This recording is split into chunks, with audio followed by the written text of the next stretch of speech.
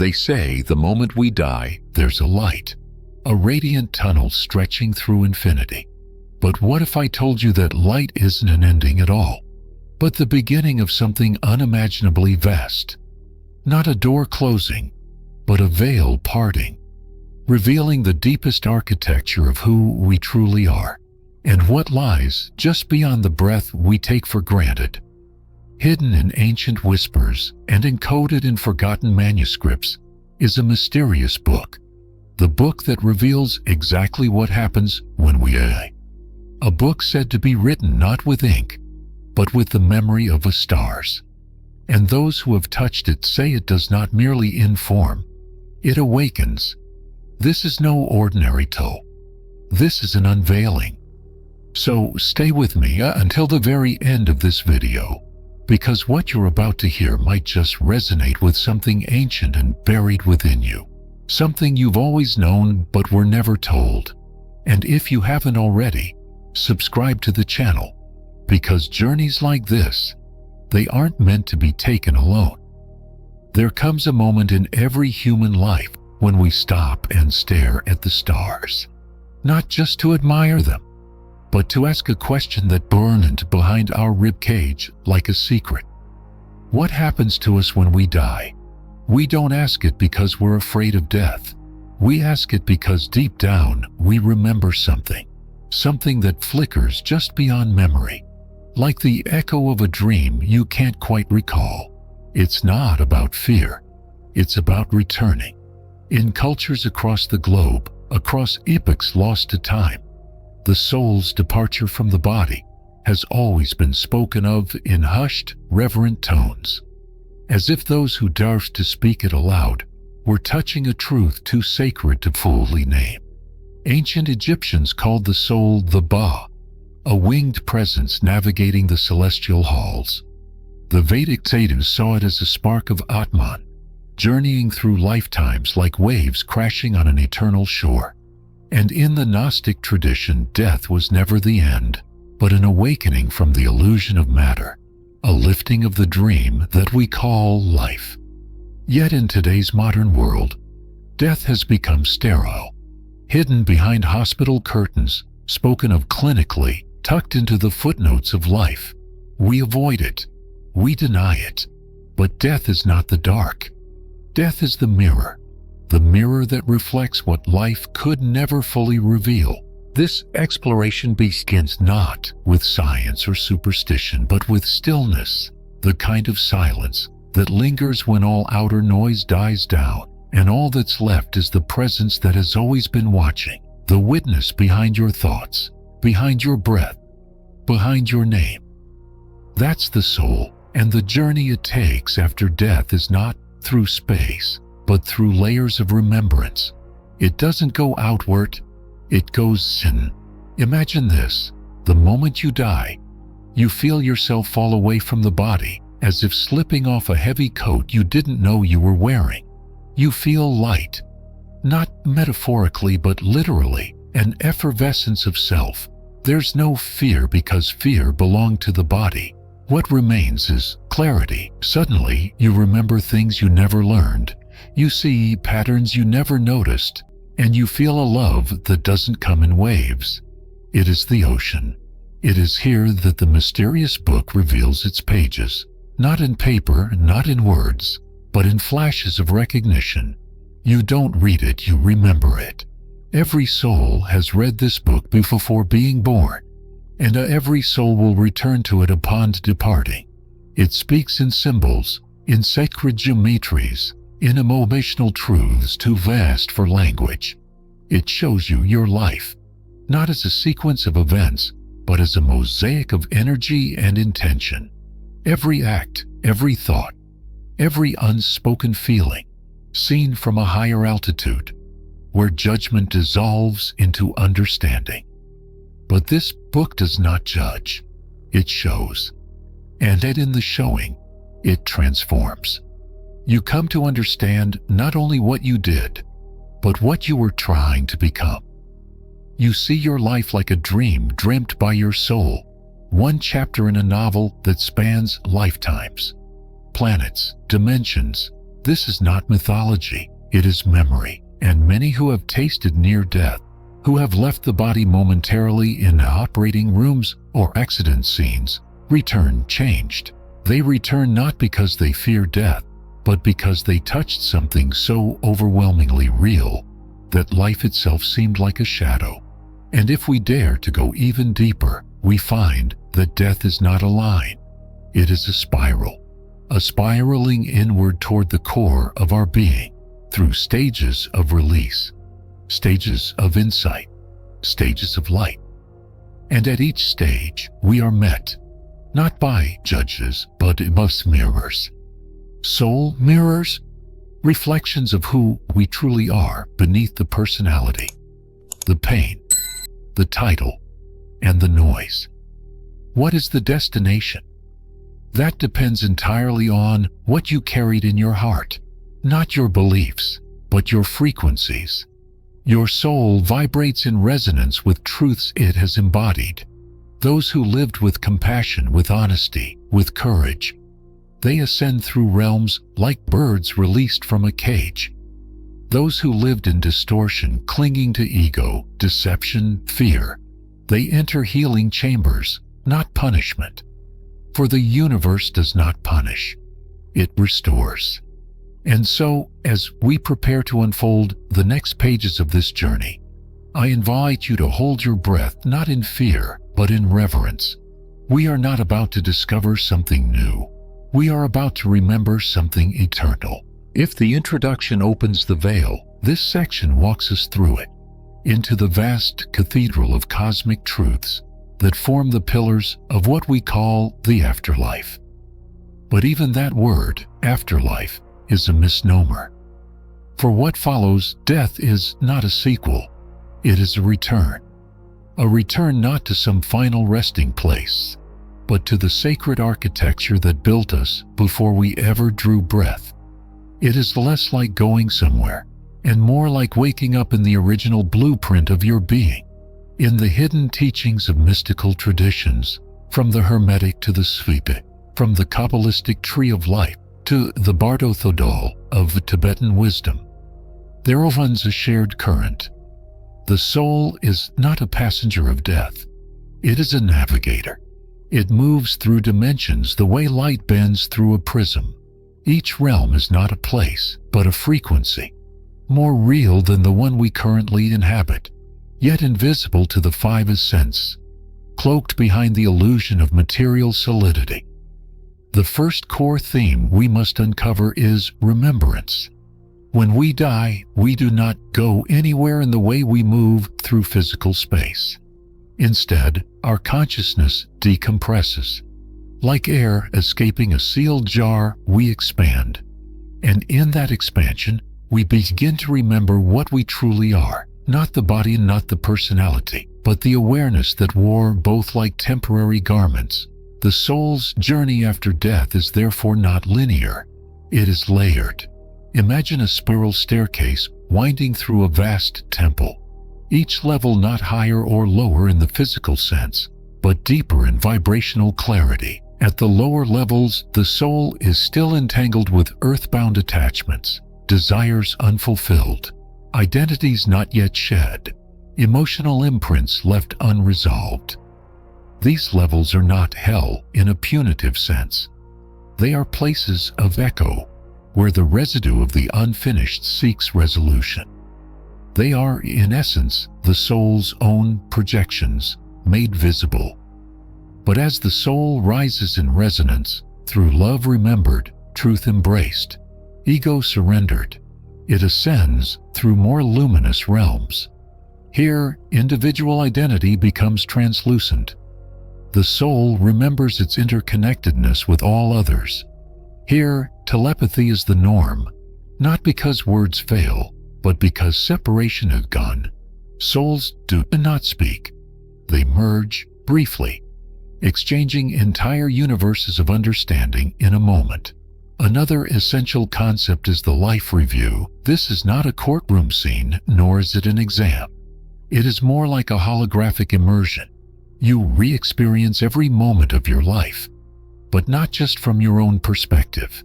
You feel what others felt in your presence. You become the recipient of your own words, actions, intentions. If you hurt someone, you feel that wound. If you healed someone, you feel that peace.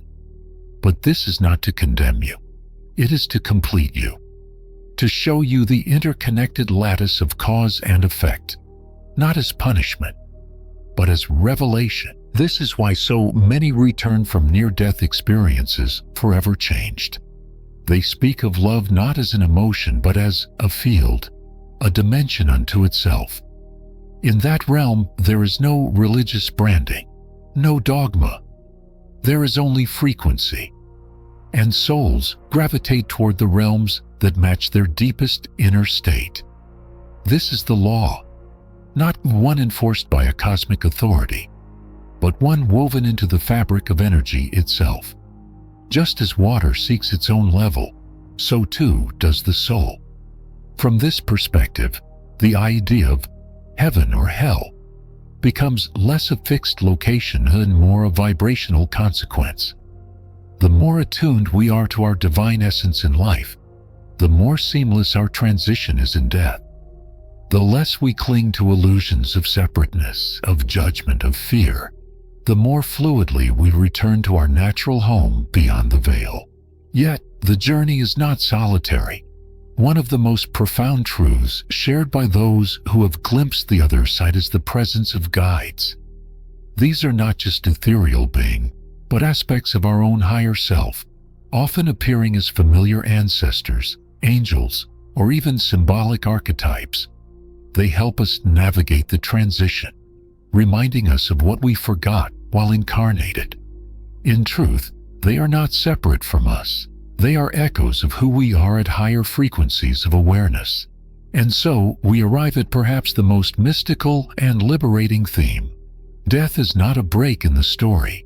It is a lifting of the pen. When we die, we do not stop existing. We stop pretending. The illusion that we were ever isolated, ever singular, ever a mere human identity, that illusion fades like fog before the morning sun. And what remains is the truth. We are fractals of a single source, individuated only for the sake of divine experience. But this truth cannot be grasped by intellect alone. It must be felt, embodied, and most importantly, remembered. For it is not new, it is ancient. It is who you were before you had a name. In the realm beyond form, truth is not spoken, it is shown. And when we journey through the landscapes of death, what we encounter is not merely terrain, but metaphor made real. The soul does not travel along a highway. It traverses symbolic terrain shaped by memory, intention, and archetype. Here, stories do not entertain, they reveal. They are the language of the spirit, where meaning is encoded into every unfolding image. Let me take you into one such story, one whispered in many tongues, but always pointing to the same eternal structure. In the beginning, there is a river. It is not of water, but of light. Souls stand at its edge like shimmering silhouettes, stripped of their earthly identities. One by one, they step into the current, not to be swept away, but to be disrobed. For every lie they told themselves, every mask they wore, every false belief they clung to, they must now release, one layer at a time, into the river. It is known as the river of reflection. This river has many names. The Greeks called it Lethe, the river of forgetting. The mystics call it the stream of the self. But whatever the name, its purpose is the same: purification. As the soul moves through it, illusions dissolve. No authority forces this shedding. It happens naturally, like mist evaporating in sunlight. The soul cannot carry distortion into the higher realms. It must become transparent. At the far side of this river stands a mirror, not made of glass, but of pure consciousness. In it, the soul sees its truest form, not as it was in human life, but as it has always been. And here the soul is given a choice. to pass onward into the deeper halls of light, or to turn back, reincarnate, descend again into the physical dimension for further refinement, further learning. Most are not judged unworthy. They choose to return with greater awareness to experience what wasn't once misunderstood. Now consider another story. In an ancient scroll found in the deserts of Nag Hammadi, there's an image of the soul ascending through 7 gates. At each gate stands a guardian, not a demon, but an archetype. These guardians ask questions, not in words, but in vibrations. Have you learned to see through the eyes of another? Have you surrendered your name without losing your essence? Can you hold love without condition? These are not tests in the traditional sense. They are resonances. If the soul vibrates in harmony with the gate, it passes. If not, it is not condemned. It is simply redirected, returned to a realm where the needed lesson may be lived again more deeply. In these tales, we begin to see a theme. The journey after death is not about reward or punishment. It is about alignment. Alignment with the deeper, eternal self. The soul that chose its incarnation not randomly, but with purpose. And here lies another symbolic truth. Every soul carries a scroll, invisible in life, revealed in death. This scroll contains the original intention of the incarnation. It does not list events. It outlines growth. I came to learn trust. I came to forgive what I once deemed unforgivable. I came to remember the divine in the midst of pain. If the soul reads this scroll and sees its lessons unfulfilled, it may choose to return, not as failure, but as continuation, like a student revisiting a sacred text until it resonates fully. And then there is the garden. Many returning souls speak of a radiant realm that resembles a garden, not of earth, but of frequency. Everything in it responds to thought, to emotion. Trees shimmer with awareness. Flowers bloom in response to remembrance. In this place, the soul often meets what is called the circle of souls, those from its soul family who incarnated with it across time. Here, joy is not excitement. It is reunion. Each soul remembers its interconnected role in a dance far greater than a single lifetime. You were my brother in one life, my rival in another, my child in the next. We played our parts perfectly.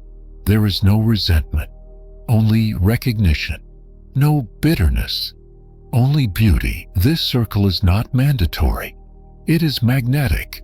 Love, after all, is the only true gravity of the soul. These symbolic narratives are not literal maps. They are mirrors held up to the ineffable. And yet, they persist across traditions, continents, and centuries. From the Tibetan Book of the Dead to the visions of indigenous shamans, from the lucid dreams of mystics to the deep regressions of spiritual hypnotherapists, each paints a piece of the same mosaic. The afterlife is not fiction. It is encoded in our psyche. Our very architecture hints at it. The heart longs for a reunion it cannot name because it remembers. And so, symbolism becomes the soul's compass. A staircase becomes ascension. A garden becomes unity. A scroll becomes purpose. A mirror becomes truth. And we begin to understand that these metaphors are not merely poetic. They are functional. They are how the soul organizes its experience in realms beyond language. Even in this life, we dream in symbols. We process trauma in images. We fall in love with archetypes. The soul's language has always been symbolic. And in death, stripped of the physical, it speaks fluently, not in sentences, but in stories. The hidden truth about our journey after death is not just that it exists. It is that we already know it. It has been singing to us from beneath our fears, from within our myths, from the quiet spaces between heartbeats. And to listen to it now, while alive, is to die before dying. and to awaken while still breathing. To contemplate death is not to be morbid. It is to become awake. When we begin to understand the deeper journey of the soul beyond the body, when the shimmering veil between worlds thins just enough for us to feel what waits beyond, we do not drift into escapism. Instead, we find our feet planted more firmly in this world, this moment, this sacred now, because to truly understand what lies beyond death is to revolutionize how we live. The great irony of this hidden truth is that it was never meant to be hidden at all. It has always lived in the corners of our knowing, like a candle behind a curtain, soft, flickering, waiting for us to part the veil and let it illuminate the room of our lives. And when we let it in, something shifts, not only in how we view the end, but in how we engage with beginnings, choices, pain, and even the mundane. The soul's journey after death is not disconnected from this life. It is shaped by it. Every moment is a thread we weave into the soul's tapestry. And so, if our soul must one day step into the river of reflection and release all that is false, then let us begin that shedding now. Let us ask, what am I still carrying that cannot follow me? This inquiry has the power to reframe our relationships. If you knew that every interaction would be reflected back to you in radiant, undeniable clarity, how would you speak? How would you forgive? How would you love? If the person who annoys you today is, in a deeper sense, part of your eternal soul circle, perhaps even someone you've incarnated with before, how would that change your response? We are not here merely to get through life. We are here to remember ourselves through it. The emotions that shake us, the conflicts that test us, the dreams that stir our spirit. These are not obstacles. They are initiations. If we truly understood that every pain is a portal and every joy a signpost, we would stop trying to escape discomfort and instead begin mining it for meaning. And then comes the question of purpose. Not the surface-level purpose of success or status, but the soul's purpose. That hidden scroll we spoke of earlier, what if we could feel its whispers even now? Most people don't need to be told what their soul came here for. Deep down, they already know. The calling often appears in childhood fascinations, adult longings, dreams that don't die no matter how many times they're buried. But Fusir has a voice too, a loud one. And so many of us trade our inner knowing for outer approval. The soul does not condemn this. It simply waits, and it nudges through synchronicity, discontent, and inner ache until we remember. Integrating this cosmic knowledge also dissolves the illusion of scarcity. The fear of not having enough, being enough, doing enough. It fades when you realize the soul cannot be measured by outcomes. It is shaped by intent. It is not perfection that determines the soul's evolution. It is authenticity. To live aligned with your truth, even imperfectly, leaves a deeper imprint than a life of polished conformity. Because when the mirror comes, it shows who you were beneath the surface. Nowhere is this more important than in our relationship to time. If we truly understood that time is a temporary tool of learning, a bubble inside eternity, we would no longer rush through life, nor would we waste it. We'd begin living from presence, not pressure. The soul does not count years, it counts depth. One breath taken in full presence, with love and awareness, weighs more in the soul's journey than 100 hours of distracted living. Even our fear of death itself begins to transform. Most people do not fear death, they fear non-being. They fear ceasing to exist. But when the soul's continuity becomes real to you, not as belief, but as felt truth, then death loses its sting. It becomes a doorway, not a deletion. And with that knowing, life opens up in a new way. You begin to live with death as your advisor, not in a morbid sense, but as a sacred reminder. Is this how I want to be remembered by myself when I cross? Becomes the new compass. The integration of this truth also reshapes grief. When we lose someone we love, the pain can be crushing. But if we remember that no connection is ever truly lost, that souls do not sever but evolve together, then grief becomes something else. It becomes longing wrapped in love. It becomes a sacred contract unfolding in silence. Many have felt it. A dream visitation, a sudden scent, a song at just the right moment. These are not coincidences. They are echoes across dimensions. The soul does not forget, and neither do those who walk with us unseen. Practically, this shifts how we approach healing. If emotional wounds linger beyond this life, then true healing must go deeper than symptom management. We must seek not only therapy, but soul repair. Practices like meditation, breathwork, spiritual regression, and dream work are not luxuries. They are tools of remembrance. They help us lift the veil while still in form. And every veil lifted here makes the transition easier when it comes. Lastly, integrating the truth of our soul's journey expands our compassion. If every person we meet is a soul on their own long road of becoming, then judgment fades. We begin to see not just behaviors, but wounds seeking light. We begin to respond not with blame, but with boundary and grace. This is how we live as soul-aware beings, not floating above reality, but fully rooted in it, acting with clarity, courage, and reverence. To live as if you will review every choice is not a burden. It is freedom. It is the invitation to live deeply, speak truthfully, love courageously, and leave nothing unsaid that your soul came to express. And so we arrive, not at an ending, but at a quiet opening.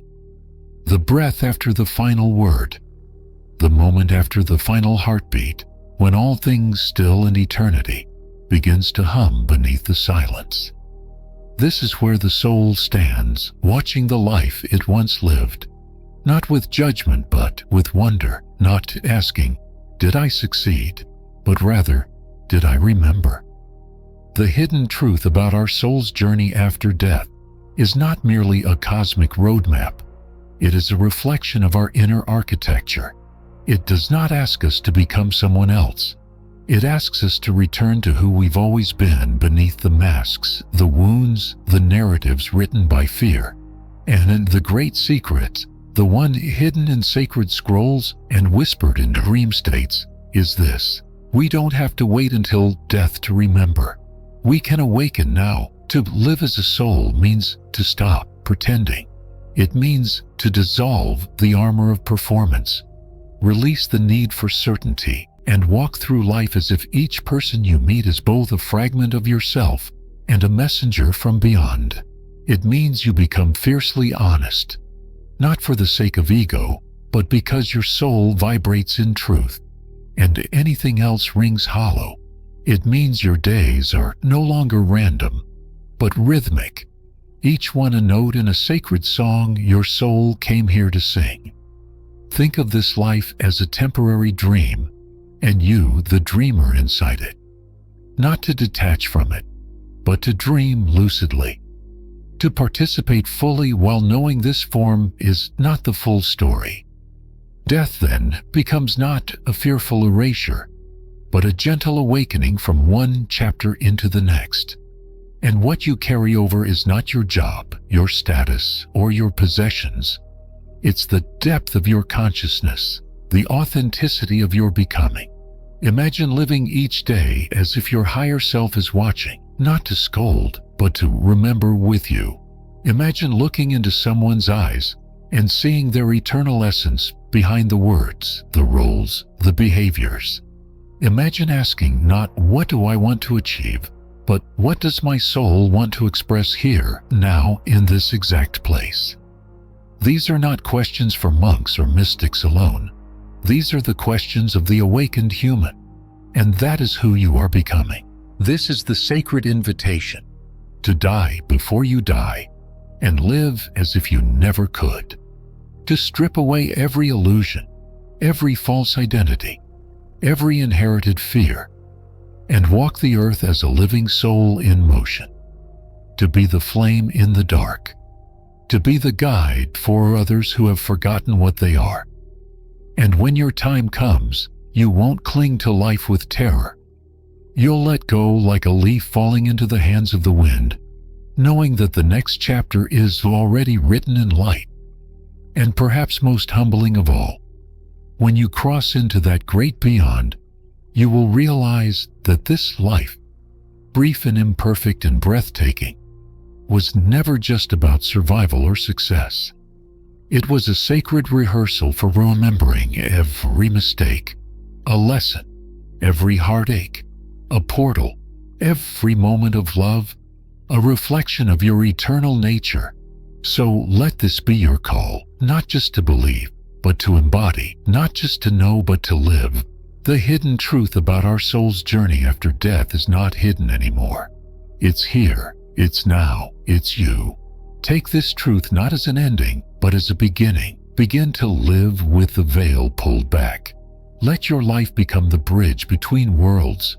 Let your choices echo across dimensions. Let your heart remember why it beat in the first place. Because when the final breath comes, it won't be the end. It will be the moment your soul smiles and says, "Ah, now I remember."